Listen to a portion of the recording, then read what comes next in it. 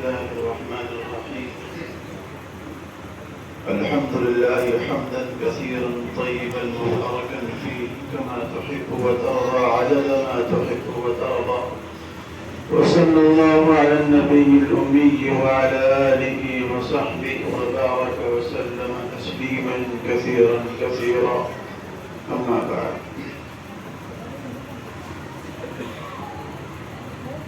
Stage پر تشریف فرما اکابر علماء کرام اور سامعین اعظام، یہ جو عظیم الشان مجمع تشریف فرما ہے، یہ بڑا مجمع اس مدرسے کی اہمیت، اس کی قبولیت اور یہاں کے اساتذہ اور اساتذہ کے فکر اور ان کی سوچ کی علامت اور دلیل ہے۔ بانی مدرسہ موزم علی خان صاحب رحمۃ اللہ علیہ رحمۃ واسعہ، اللہ ان کی مغفرت فرمائے اور بال بال کروڑ کروڑ ان کو جنت سکون نصیب فرمائے۔ یہ عظیم علمی سرمایہ آپ حضرات کے لیے چھوڑا ہے۔ آپ حضرات کو گاہے بگاہے انہیں بھی یاد کر لینا چاہیے۔ عزیزان گرامی قدر، باتیں بہت ساری ہوئی ہیں قرآن کریم کے تعلق سے، حفاظ کے تعلق سے، مدارس کے تعلق سے، اور عنوانات موضوعات بہت سارے ہیں، اور میں سوچ بھی رہا تھا کہ کس عنوان پر اور کس موضوع پر بات کروں، اور بات لمبی ہونے کا بھی اندیشہ اور خدشہ۔ صرف ایک واقعہ، اس واقعے کے بعد میں اس واقعے سے کیا نچوڑ اور سبق حاصل ہوتا ہے وہ پیش کروں گا۔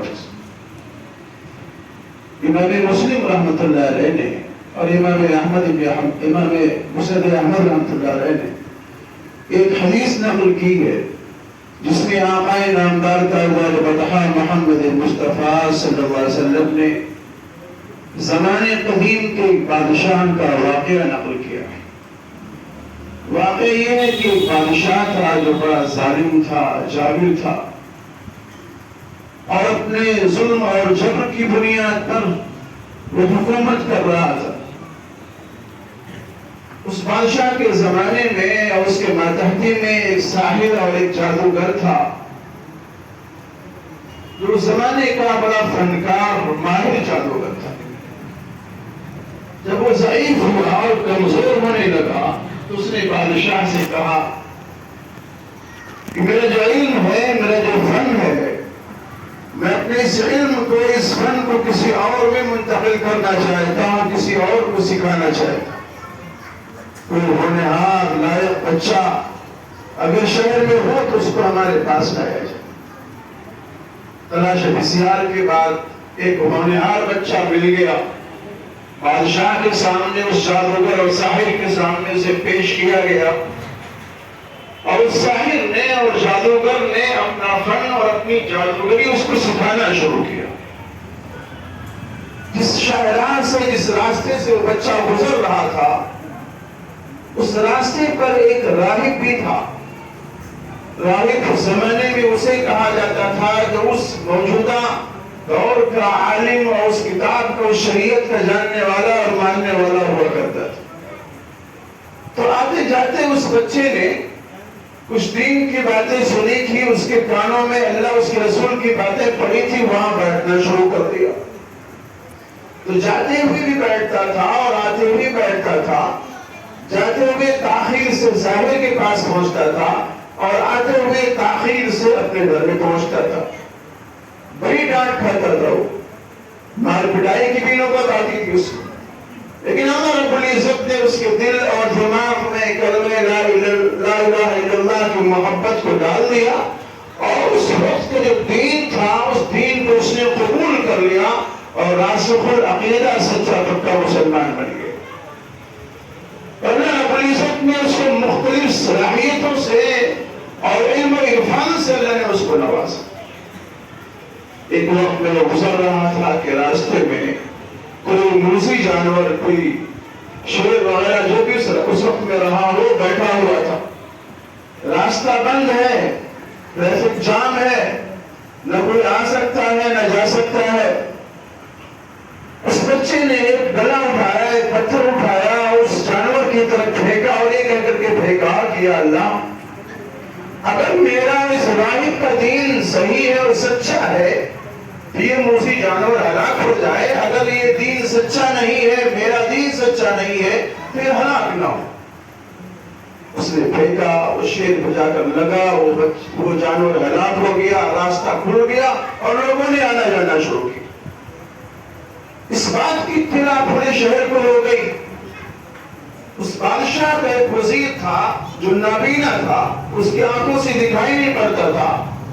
بہت سارے ہدایے اور تحائف لے کر کے اس بچے کے پاس میں حاضر ہوا۔ اس نے کہا کہ بھئی ہم نے آپ کی بڑی شہرت سنی اور آپ کے پاس میں بڑے کمالات ہیں اور بڑے خوبیوں کے آپ مالک ہیں، اور سنا ہے کہ آپ بہت ساری مشکلات کو، پریشانیوں کو آپ حل کر دیا کرتے ہیں۔ یہ نذرانے لیجئے اور میری آنکھ کو درست کر دیجئے۔ اس بچے نے کہا کہ میرا اس میں کوئی کمال نہیں، بیماریاں جو ظاہر کرتا ہے، شفا جو دیتا ہے وہ اللہ دیتا ہے، اسی کا کمال ہے اور وہی شفا دینے والا ہے، میں شفا دینے والا نہیں، میرا کوئی کمال نہیں۔ اس نے دعا کیا، اس وزیر کی بینائی لوٹ آئی، وہ دیکھنے لگا۔ جب دوبارہ اس بادشاہ کی مجلس میں پہنچا اور بادشاہ کے بھی کانوں میں اس بچے کی شہرت آئی اور یہ دیکھنے لگا کہ بھئی جس دین پر ہم لوگ ہیں اور جس دین پر جمنے کے لیے، ثابت قدمی کے لیے ظلم و جبر کی انتہا کر رہے ہیں، لوگ اس دین سے پھر رہے ہیں، اس مذہب سے پھر رہے ہیں، یہ بچہ بھی مسلمان ہو گیا، وہ راہب اپنا الگ پرچار کر رہا ہے۔ اس نے سوچا کہ نہ رہے گا بانس اور نہ بجے گی بانسری، اس معاملے کو یہی ختم کر دینا چاہیے، نپٹا دینا چاہیے۔ راہب کو، اس وزیر کو اس نے قتل کرا دیا اور بچے پر ترس کھا کر کے اس کو موقع دیا، لیکن وہ بچہ جو دین اسلام کا شہدائی تھا، اس وقت کی دین جو تھا، اس کا پرچارک تھا، پیغامبر تھا، اس کو پہنچانے والا، اس کو لوگوں میں پھیلانے والا تھا، وہ کب تک باز رہ سکتا ہے اور کب ہو سکتا تھا؟ چنانچہ بادشاہ نے اس کو بھی ختم کرنے کا ایک منصوبہ بنایا اور اپنے پولیس اور اپنے حواریوں کو حکم دیا کہ اس بچے کو لے کر جاؤ اور اوپر پہاڑی پر لے کر جانا اور وہاں سے دھکے دینا، یہ گر جائے گا، ختم ہو جائے گا۔ پولیس اس وقت کی اس کو لے کر کے گئی بچے کو اور وہاں سے دھکا دینا چاہا، لیکن جو دھکا دینے کے لیے گئے تھے وہ خود گر گیا اور بچہ ہنستا مسکراتا واپس آ گیا۔ اور بادشاہ پھر شرمندہ کہ بھئی کیا ماجرا ہے؟ اس نے پھر دوبارہ پولیس تیار کی اور کہا کہ اس بچے کو لے جاؤ فلاں دریا میں، اس کو غرقاب کر دو اور وہاں ڈبا دو، وہاں سے واپس لوٹ کر کے نہ آئے۔ اس وقت کی پولیس اس بچے کو لے کر کے گئی اور وہاں اس کو دریا میں غرقاب کرنے کی کوشش کی، لیکن جو ڈبانے کے لیے گئے تھے وہ خود ڈوب گیا اور بچہ ہنستا مسکراتا واپس آ گیا۔ بادشاہ بڑا حیران و پریشان کہ آخر یہ بچہ کن خوبیوں کا مالک ہے اور کس عزم و استقلال کا اور کس یقین کامل کا مالک ہے، بادشاہ کو اس کا اندازہ نہیں ہو پا رہا تھا۔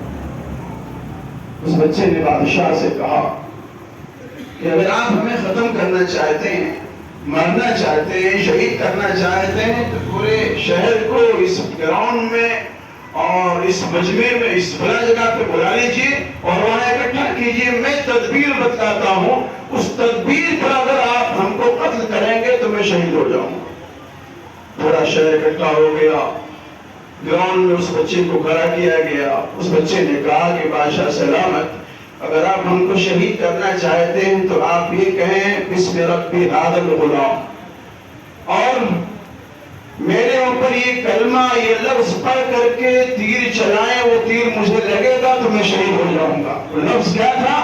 بسم ربی ھذا الغلام، اس بچے کے رب کے نام سے اس بچے کو شہید کر رہا ہوں، اگر یہ کلمہ پڑھ کر کے میرے اوپر تیر چلایا جائے گا، مجھے لگے گا تو میں شہید ہو جاؤں گا، ہلاک ہو جاؤں گا۔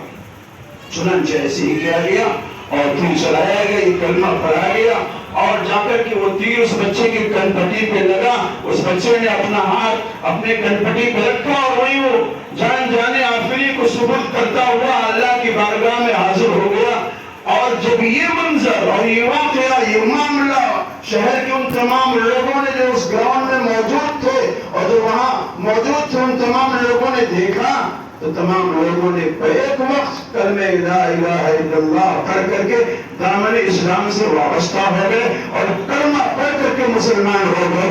بادشاہ حیران و پریشان ہو گیا کہ یار اس بچے کی جو تدبیر تھی، اس کی جو سوچ تھی، اسے تو ہم سمجھ نہیں پائے۔ وہ تو اپنے اس دین کے مذہب کے پریشان کے لیے، اس کے اشاعت کے لیے اس مجمع کو بنا رکھا تھا، اور آج ہم نے اس بچے کو شہید کر کے، اس کو قتل کر کے پورے مذہب اسلام کو اس پورے شہر کے اندر پھیلا دیا ہے، اور یہاں کا بچہ مسلمان ہو گیا۔ یہاں جتنے لوگ موجود تھے تب دین اسلام کے اندر داخل ہو گئے۔ اس بادشاہ نے جو بڑا ظالم و ظالم تھا، جس کے پاس طاقت اور قوت ہوا کرتی ہے، وہ جلدی سے ہار نہیں مانتا۔ اس نے اپنی طاقت کا، اپنے قوت کا اور مظاہرہ کیا۔ اس نے یہ اعلان کیا پورے شہر کے کنارے کنارے خندقیں کھودوا دی جائے اور اس میں لکڑیاں ڈال دی جائے اور اس میں آگ لگا دیا جائے۔ ان تمام لوگوں سے جو مسلمان ہوئے تھے ان سے یہ کہا گیا کہ تم دین اسلام سے پھر جاؤ اور کلمے سے تائب ہو جاؤ۔ مجھے میرے پیدا کرنے والے کی قسم، وہ تمام لوگ اس گراؤنڈ میں موجود تھے، تمام لوگ جل کر کے بھن کر کے خاک ہو گئے، لیکن کوئی دین اسلام سے اس وقت نہیں پھرا تھا۔ ایک معصوم سا بچہ جو اپنی ماں کی گود میں تھا، وہ ماں ہچکچائی، پریشان ہوئی اور سوچ رہی تھی قصور میرا ہے، میں جل جاؤں، لیکن اس ننھے منھے بچے کا کیا قصور ہے جو میرے ساتھ اس آگ کے اندر جل جائے گا؟ اللہ رب العزت نے اس معصوم بچے کو قوت گویائی دی اور بچہ بول پڑا، انت علی الحق، اے امی جان آپ حق پر ہیں، گھبرائیں نہیں، پریشان نہ ہو، اللہ حی اور قیوم ہے، آپ اپنے آپ کو میرے سمیت اس آگ کے اندر حوالے کر دیں۔ اللہ رب العزت خالق اور مالک ہے، ہم لوگ زندہ جاوید ہو جائیں گے، اور یہ جو لوگ ظلم و بربریت کا ننگا ناچ کرنے والے ہیں، ظلم اور جبر ہمیشہ نہیں چلتا، اس کی ایک سیما ہوتی ہے، اس کا ایک وقت ہوتا ہے، اپنے وقت کے اعتبار سے ظلم و بربریت یہ ختم ہو جایا کرتی ہے۔ اس ماں نے اپنی بچی سمیت اس آگ کے اندر اپنے آپ کو حوالے کر دی۔ سورۃ بروج میں آم کے سپارے میں اللہ رب العزت نے بڑا خوبصورت نقشہ کھینچا ہے، وَمَا نَقَمُوا مِنْهُمْ إِلَّا أَن يُؤْمِنُوا بِاللَّهِ الْعَزِيزِ الْحَمِيدِ۔ غلطی کیا تھی ان کی؟ جرم کیا تھا ان کا؟ جرم یہ تھا کہ وہ کلمہ لا الہ الا اللہ کے قائل تھے۔ جرم ان کا یہ تھا کہ اللہ کے ماننے والے تھے۔ جرم ان کا یہ تھا کہ اس وقت کے مذہب کے پرستار تھے، پرچارک تھے، اس کے نشر و اشاعت کرنے والے تھے۔ میرے عزیزو، اس واقعے سے آپ کو سبق حاصل کرنا چاہیے کہ ایمان کی ایک قیمت ہے، اسلام کی ایک قیمت ہے، کلمے کی ایک قیمت ہے۔ آپ کے پاس میں جو کلمہ ہے، آپ کے پاس میں جو ایمان ہے، اس کی ایک اہمیت ہے، جس اہمیت کی بنیاد پر پوری دنیا کی نگاہیں آپ کے اوپر لگی ہوئی ہے اور آپ کو مشق ستم بنایا جا رہا ہے۔ یاد رکھیے، قرآن کریم وبا کی توہین اعلان کر رہا ہے، وَلَنَبْلُوَنَّكُمْ بِشَيْءٍ مِّنَ الْخَوْفِ وَالْجُوعِ وَنَقْصٍ مِّنَ الْأَمْوَالِ وَالْأَنفُسِ وَالثَّمَرَاتِ۔ علماء سے توجہ چاہتا ہوں، اللہ رب العزت نے جو الفاظ استعمال کیے ہیں، وَلَنَبْلُوَنَّكُمْ، ہم تمہیں ضرور کی ضرور آزمائیں گے۔ حَسِبَ النَّاسُ أَن يُتْرَكُوا أَن يَقُولُوا آمَنَّا، کہ آپ ایسے ہی چھوڑ دیے جاؤ گے کہ آپ نے آمنا کہہ لیا، لا الہ الا اللہ کا اقرار کر لیا اور آپ کو آزمایا نہیں جائے گا، بلکہ آپ کو آزمایا جائے گا، ظلم و ستم کی بھٹی میں آپ کو پیسا جائے گا اور تپایا جائے گا۔ کھرا کیا ہے، کھوٹا کیا ہے، ایمان کیا ہے، نفاق کیا ہے، اس کو پرکھا جائے گا اور جانچا جائے گا۔ میرے عزیزو، یہ مدارس اسلامیہ یہ اسی لیے قائم کیے گئے، اسی لیے بنائے گئے تاکہ آپ کے اندر عقیدے کی پختگی اور مضبوطی کو قائم کیا جائے اور پیدا کیا جائے۔ ایک بچہ اتنا مضبوط، اتنا قوی ہو، اس کا ایمان، اس کا عقیدہ اتنا قوی ہو کہ بڑی سے بڑی طاقت اس کے ایمان کو، اس کے عقیدے کو متزلزل نہ کر سکے، اسے ہلا نہ سکے۔ یہ مدارس اسلامیہ اس لیے قائم کیے گئے دارالعلوم دیوبند اس لیے قائم کیا گیا، ندوہ اس لیے قائم کیا گیا، مظاہر سہارنپور اس لیے قائم کیا گیا، اور اس کی افادیت، اس کی اہمیت قیامت تک باقی رہے گی۔ اس لیے آپ تمام محبان قوم و ملت سے میری دردمندانہ درخواست ہے، یہ شجر سایہ دار جو سنگم وہار کے لیے، اس علاقے کے لیے اور ساؤتھ دہلی کے لیے ہے، آپ اس کو مزید قوی تر فرمائیں، جان سے، مال سے، تن سے، دھن سے آپ اس کی طرف توجہ فرمائیں۔ اللہ تعالی ہم تمام لوگوں کی ان خدمات کو قبول فرمائے۔ وما توفیقی الا باللہ۔